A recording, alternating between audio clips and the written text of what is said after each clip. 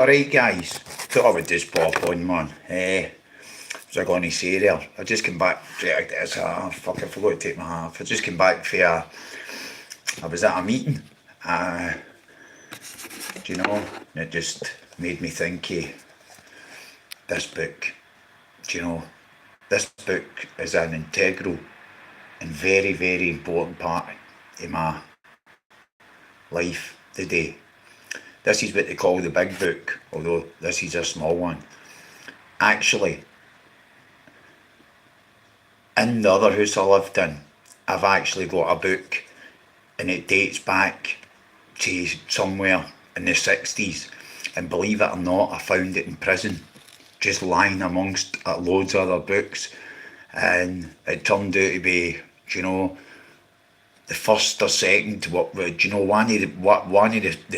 first, an early edition anyway, and you could smell the age of this book. I don't know if you know what I'm talking about. You go in your old books in places, and you can smell old books, and this has the smell of it, the paper seems thinner and whatever, it's really old, but it's really valuable to me. And actually, I gave it to my ex-missus and signed it off because somebody signed one off to me. This wee one is a pocket edition, perfect, so it is, absolutely perfect, so it is. Alright Tony, hope you're well, mate. So this is a wee pocket edition. I have the big one as well, but it's known as the big book. It's Alcoholics Anonymous, and what derived from there was Narcotics Anonymous, and then obviously Anonymous, and there's plenty of other places where you can claim anonymity, and you don't need to identify yourself if you don't want to. But if you identify yourself as an addict, then I think you know what you know, and you only know what you know, and that's why we speak to each other. But what I was going to say was, good to see you, and you alright, brother? What I was going to say was, I had a conversation with somebody earlier on, right, and they've got a care plan in order, and the care plan is, evening Sean, you alright Chris, son? The care plan in order is obviously medication and methadone, right? Now, what I'm going to say is that methadone I've watched work, right, when it's used right. I've also seen it going tits up, and it's a drug I don't like, right? Now, a lot of people there's a lot of myths about methadone, right? So I'm going to give you a quick rundown. Now, during the war, right, there's a place called IG Farben Industries, and it's a plant, and it's in Germany. And what happened was that they were looking for a painkiller to give to their soldiers, right? They gave you more clarity of mind, that didn't give you this, didn't give you that, Now, the original patent for methadone says that there's clarity of mind, there's no constipation, there's this, it's non-addictive. If you were to try and patent it today, you would get the nick, right? But at that point in time, that's the way it was patented, and it was sold as a drug, right? Called Dolantine, right? And there was another one. So what happened was, Dolantine, I think in French, means pain and end, right? But a lot of people ran with the myth that it was a secret message to the Führer because it had the word doll in it. That wasn't the case, right? It had nothing to do with Hitler, right? These were doctors that were trying to do this. And in particular, it was a doctor called Max Bockmel, if I remember right, and Gustav Erhardt, right? So they were patenting this. They used it, right, as a painkiller, right? And then they realised how dangerous it was, and they put it on the back burner. So what happened was is that when the Allies won the war, right, in Germany, right, it was cut into four sectors, right? We had the British sector, the American sector, the Russian sector, and the French sector. Now, just by luck, IG Farben Industries was in the American sector, right? So it was, and they were privy to all the paperwork it was in there and all the different things. So they actually came across, right, methadone, right, although it wasn't called that then, right? It wasn't called 5-septone at the time either. But it lay in the back burner, right, to about 1969. Two doctors, one was called Marie Niswander, she was for the World Health Organization, and Vincent Doll, he was from the Rockefeller University, so he was.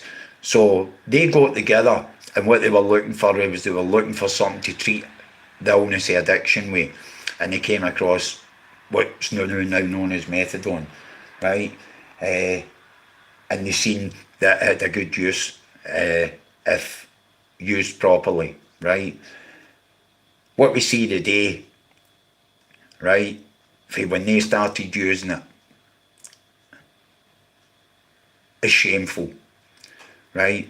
Doctors are giving it to people with alcohol problems, they're giving it to people, older people, for pain, right? They're starting to use methadone across the board, and it's becoming an abuse, right? And I've got my own belief behind methadone, right? Because there's a drug on the market now called Buvidal, and Buvidal's an injection, and what the day is that it's different for other opiate replacement therapy because they inject it under your skin, and it's like a pellet. But the difference is it's broken down with water in your body. It's not broken down the blood, right? So it breaks down. They have different levels at different strengths of it, right? You can get weekly stuff and you can get monthly stuff.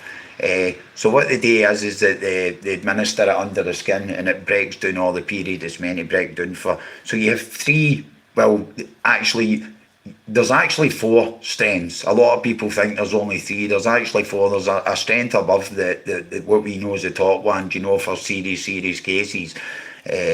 And if you're on anything under the top one, you can also ask for a top up if you're feeling thingy. But the thing is that if you're on this stuff, say for 18 months, right, and you reduce to the bottom dose, right, you can walk away from this stuff, right? Now I've got experience with this, right, and I walked away from this stuff, right, and I didn't suffer any type of withdrawal whatsoever, right? And that was no using painkillers, no using anything, nothing. If anything, I actually slept better. So I did. Absolutely walked away from it with no problems whatsoever. Because what happens is that the amount that's went into your body all that 18 months or 2 years or so, right, and you broke it down slowly, is you still have wee parts, right, what you've had, the injections you've had, right, that only broke down yet.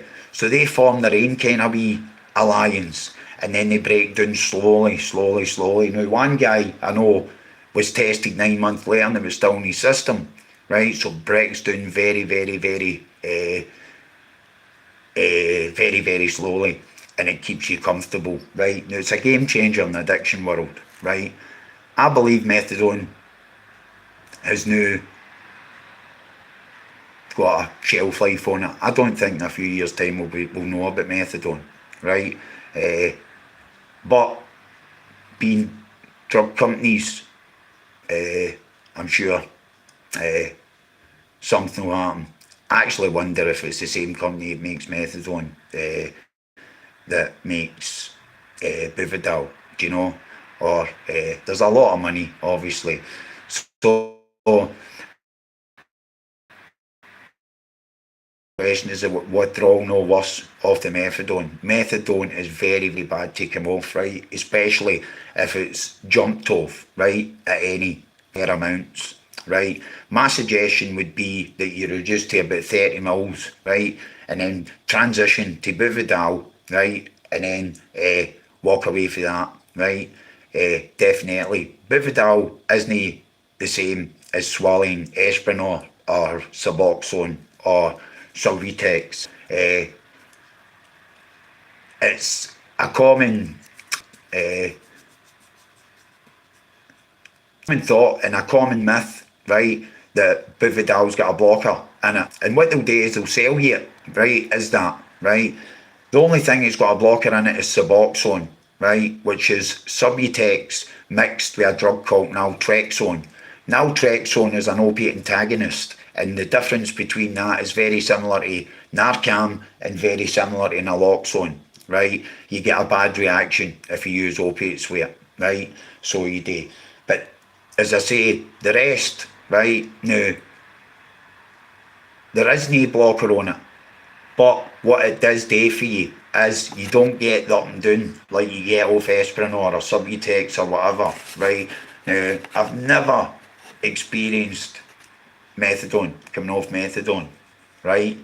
What I've seen with my own eyes, but and heard with my own ears, I know what I know, right?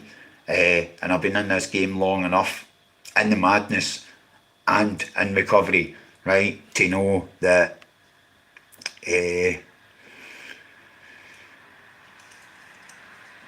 Paul, see, it's a common myth that you can't take anything on top of Buvidal, right? Now, my suggestion is that when you use Buvidal, you don't take anything on top of it because it gives you it gives you clarity and it opens your eyes and you start to feel like a normal person again. Once you got all that initial stage of, letting your feelings come back and whatever. Now, if you're ever going to transition onto Buvidal, right, I would suggest that you use recovery cafes or meetings or something like that, right?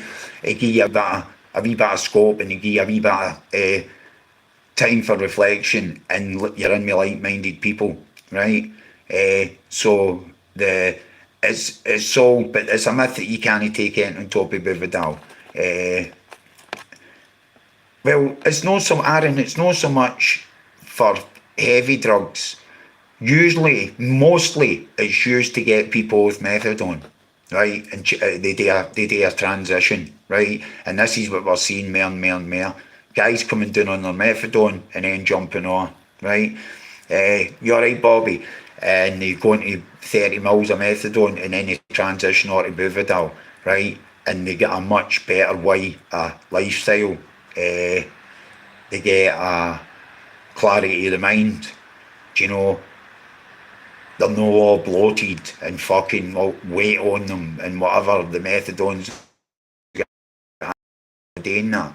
Now we have a lot of fucking myths about methadone as well, right? If your methadone's used exactly the way you're meant to use it, right, and then you come right down to basically nothing, there's still going to be withdrawal, right? There's consequences to every action in the drug world, right? That's a fact, right? No matter what you take, right? Because I've got a degenerative disease in my, right, that I didn't know I had, right? And I was stabbed up a year ago 14 times, and while I was in MRI they found this thing, right? I died out the hospital before the cops came, so what actually happened was that they didn't be able to tell me about the thing with the spine, right? Then I suddenly found myself in all sorts of pain, and I goes down to the hospital and they tells me about this. So the doctor, in his good wisdom, decides to prescribe me dihydrocodone, right, which is an opiate, alongside gabapentin for nerves and 2 Valium, right? Now I suffer from illness addiction, right, and this doctor decides to give me his prescription on the phone, right? Now I tells him, right, and he does a job on me, and I let him do the job on me so as he can do the job on his fucking self, right, and justify it to me. This has nothing to do with, this is pain management, it's nothing to do with addiction, right? You can all guess what happened. Soon I'm swallowing pills like nobody's business, and I'm fucking taking extra, and I'm doing the addict thing with them, right? Which ended up leading me into treatment, and I'm going to tell you, right? They're horrific to come off. I was in floods of tears for about 3 weeks solid, just right? What an experience, What an experience, right? And I've got to thank the people that helped me with that, do you know, and I've got to thank my care manager. I won't name her name, do you know, if she ever comes across this, she knows who she is, do you know, she's pure gold, right? And she's so she is. So I'm not sure what's going on. Right, Aaron, I'm not justifying it by saying the doctor gave me it, right? What I'm saying is that I justified it to myself, right? It's got nothing to do with the doctor, right? The doctor thinks he's doing a good job giving me pain management, right? He thinks I'm strong enough, right? He's obviously no ever done much treatment on about addiction, right? And when he's said it's pain management, I've allowed my head to justify that and rationalise it. No, and give me an excuse to use, right? That's because I suffer, I'm hardwired like that, right? So, I only started out with the doctor and I took it for there, right? There isn't just, you know, it's nothing to do with the doctor. And the thing is, as well, is all day long I can say in my head, right, this is a prescription, and justify in my head. My body doesn't know that that's a prescription. My body only reacts the same way as everybody else that suffers from addiction, right? And that means that I have an anomaly in my mind and body. You know, I become obsessive being the mind part using, and then I move into right compulsive, which is picking the drugs up, right, and then I'm good to go, right, and I'm back out. So because we can't stop, right? The only way to make sure that you're safe is no, right? If you don't pick up the first one, you've always got a chance, right? But I'll tell you something. There's some people that are fucking mad on recovery and what they are fucking out in the fucking streets. That's a fact, right? But you know, it's whatever. I would always allow people to recover in their own way. See if people want to stay on prescriptions for the rest of their life and they're not out there causing chaos and carnage, right? Then that's fine. I'm all for that. Some people need that, right? See if people want to remain abstinent and never touch a thing, right? They can do that, right? And some fellowships we get.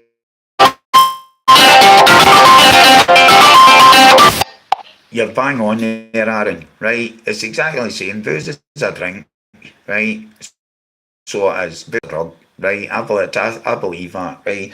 There's some people that can take a smoke, right? They can socially drink, right? Uh, And some people recover in all sorts of ways. Some people need meetings, some people need therapy, some people need this, some people need that, some people just don't need nothing at all and just stop, right? I'm all for anybody recovering any way they want that suits them, right? And it keeps them safe, right? Thanks, Bobby. And Roscoe, you alright? How's things, brother? Good to have you on. I'm just having a quick talk about thing. I just thought that I was do you know what, David? I've got a kind of belief that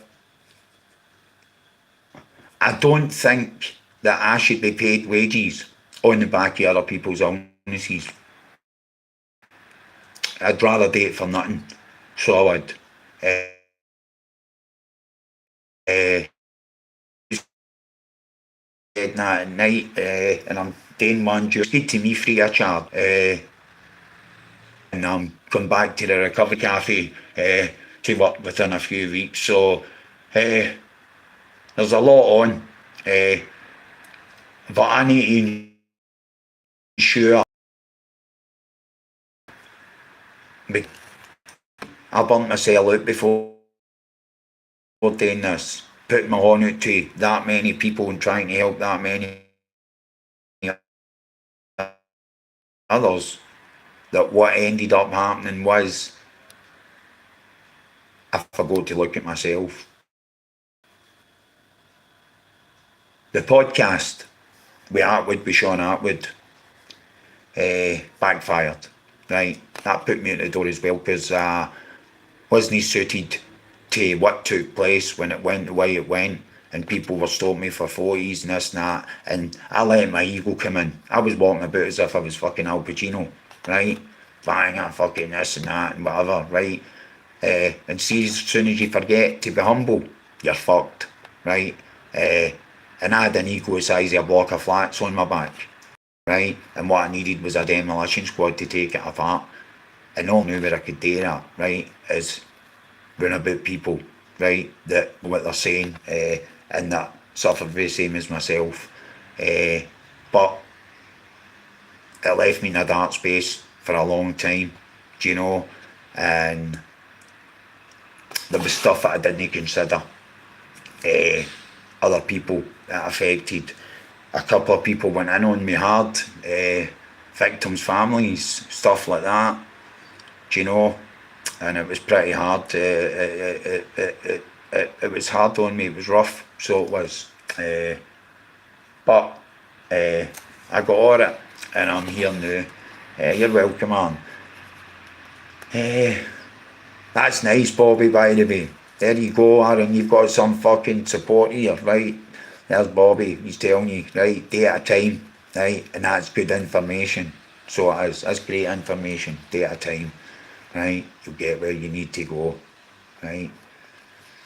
Good on you, Roscoe, right? There you've got support. See what I mean, Aaron? Listen, do you know, this is what this is about. Do you know what I mean? Guys putting their on out to each other, lassies putting their on out to each other, whatever.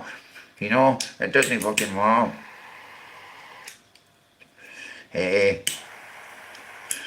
He's like my lighter, right? So I goes into the shop, right, and asks for a lighter. Now I'm looking for a lighter, what, 75 pence or something, whatever it is, one of these fuckers you can throw in the bucket, right?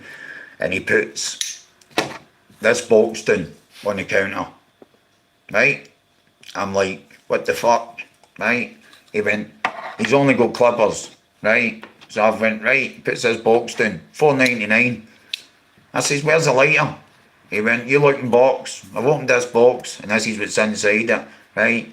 It is fucking solid steel. It weighs about fucking a quarter of a kilo, right? Yeah, and it's fucking like a jet engine, right? So it is. So I'm walking about right now and pulling it out and that, know, as if I'm a big shot, know what I mean? Because I've got a steel lighter. Know what I'm talking about? For fuck's sake, know what I mean? That shows you where I've got to. You're right there, Roscoe, it's never easy, bro. See, anybody's recovery that's easy, anybody that tells you their recovery is easy, right? There's something no right. They're not recovering, I'm going to tell you that now. They're not recovering properly, that I can tell you for a fact. Because it's not meant to be easy.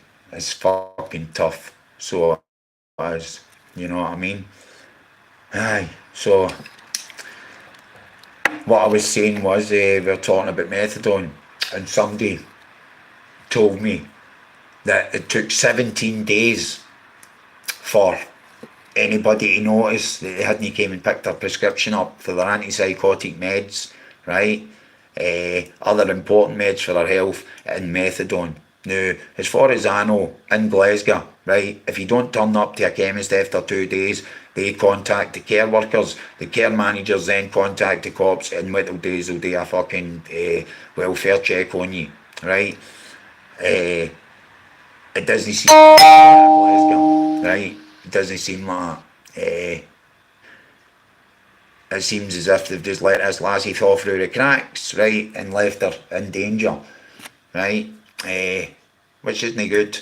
Do you know what I mean? I thought actually, and then they barred her and told her she couldn't get her the medication, do you know? And I'd better talking to a lawyer at that point, right? You're bang on there, Roscoe. Fucking right, aye. Recovery can be fucking rough, Know what I mean? No, like, recovery can be fucking tough, rough, and can fucking draw you right through the mill. Aye. But I'll tell you what, it's got to be better than what fucking being out there. Aye, Ian. Listen, yous obviously know, Ian, you know the script. You've been about for a fucking 1,000 years, right? You know exactly what's going down, right? Do you know? And we're many, where we come from, and the times that we can go back to, right? We can go back to the 80s, right? Now, I could tell you, I could count on two hands, right, how many people are still here that started using one about me that I knew from back then. And I don't even think I would get to the finish of one, right? I couldn't pick. The other people that I know are in recovery, right? And aye, we've lost a lot of people. So we have. We've lost a lot of fucking good people. Do you know what I mean? And we should be grateful that we've not lost ourselves. Know that we're still here. So you hang in there, Ian. Because you're an old dinosaur. You know the fucking script. No, better than anybody. Easterhouse mob invented trouble. For fuck's sake. Know what I mean? That's how they created Airdrie and Cumbernauld and all that, man, to get away from yous. These were too hardcore for them. Know what I mean? So you were. But like any scheme, no, it's the people that make the scheme. Do you know what I mean? There's a lot of good people in all these schemes in Glasgow.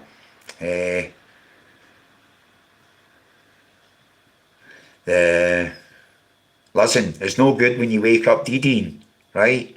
That's not a good policy, right? When you wake up and you've been deed, right? That's kind of telling you, hi, get a rap at that point. Do you know what I mean? It's a fucking tough business, man. But you know, I'd like to think that we're all here. Know what I mean, for each other. And GD, nice meeting you, mate.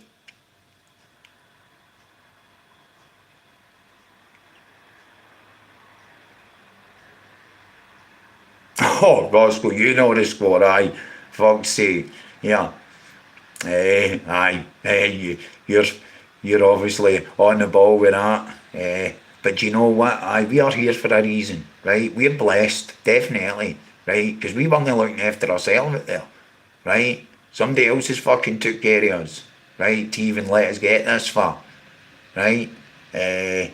So, that's good that, you know, we're on the ball in that regard, right? What you saying up here? Aye, gonna tell you something. Oh, GD, Chrissy's mate. Oh, the big man that I met at the meeting tonight. Oh, nice one. Good to have you on, brother. Thanks, bud. Uh, Aye, that mountain, that was an achievement, Aaron. That was fucking tough. And I had to stop about 3 quarters up and I had to sit on a rock and I actually looked out across the water and the other mountains and stuff and I said a prayer and I asked for the strength to get me to the top because I wanted to achieve it, right? And somewhere I got the strength to do that, mate, and I got to the top, right? And see, for a guy at my age with a transplant and with problems, or right, that was that. You know, I was proud of myself, so I was. And then we went away down the beach, and I'd committed myself to the cold water. Now, what I did do was I made a fucking blunder. So I takes a pair of Gore-Tex trainers with me, right? And I'm thinking, Gore-Tex trainers, up the mountain, blah, blah, blah, big treads, this, that, and the next thing. Perfect, right? Absolutely perfect for that. And then I'll wear them, get in the cold water, right? Now, the type of shoe there, they're a Nike Gore-Tex shoe, and the type of shoe there, right, they don't let anything in, right? What I didn't think about was the cold water going inside them, and they don't fucking let anything out. either. And my feet were like 2 blocks of ice. So they were actually sore to the point where I got out and I had to wrap them in a towel and I was rubbing them and I was walking across bare shale. I flung them to fuck off and I had to go up to a motor and get the motor and get another fucking set of trainers I had in the boot. Oh man, it was horrific. So it was. So I'll not make that mistake again. I wouldn't say I wouldn't make that mistake again. No, so Gore-Tex are out. No, next time I'll be fucking flip-flopping it. Know what I mean? No, because there's a lot of rocks at Balmahat, so it's very rocky and you could hurt your feet very easily, you know. So you're kind of on shale at points and whatever. And that's why I wore tactical gloves and that as well, because apart from coming down the mountain, actually there was a slip, and when I slipped, my horn went through shale, and there's like bits of razor blade and all that. But I had a pair of tactical gloves on, you know, that are all protected, you know what I mean, inside the palm and at the top, you know, so I was glad about that. That was a good choice, you know. Oh, it was good. A big pop-up sauna and a barbecue, a fire going. Everybody was into it, man. It was fucking great. So we're tackling the next one next month. We're going somewhere else and tackling that. Do you know what I mean? And see if there's anybody about that wants to get involved in anything like that are about and can manage to get to Site Hill. Do you know what I mean? I can let you know, right? And you can go to the men's group, do you know, and then you can get an invite to do this stuff, right? And somebody will put you in their motor and bring you back, right? Drop you home and whatever, right? It's everybody's got the cars and vans and this and that and the next thing. And they're really good people that organise it and that. So they are really good people. So yeah, you can always let us know. But you can always do this stuff yourself. You can go in the Polar Bear Club on Facebook, right? There's a few of the boys on there, I know. They go around all different things. They do it at night time and all that as well, do you know, and they jump off stuff into the water. I would prefer to jump off something into the water than wade up and dive. It makes it a bit harder, do you know? But you've got to watch for the shock to the system. Do you know what I mean? You really do. Do you know, you need to be prepared for a shock to the system, do you know, and breathe properly, right? Because, and it's important once you're submerged to keep your horns out the water, your extremities, right? That helps your blood get going and stuff. But the breathing is an integral part of that. So it is, right? It's very, very important. Deep breaths, right? And catch. And you focus on something, right? And just breathe and focus on one point and just breathe, right? And it allows your mind to settle yourself. You go into a kind of meditation type of thought process, and the water does its job on you. You come out, you can go into the sauna or no, right? But you're going to feel great after it. So, get involved in these kind of guys. Well, that's been a bit of a conversation, that. I just thought I would jump on. So at this point in time, I think what I'm going to do is thank you all for coming on and listening to me rabbiting on a bit. And what I'm going to do is that I need to go away and think about what I'm going to do with this channel.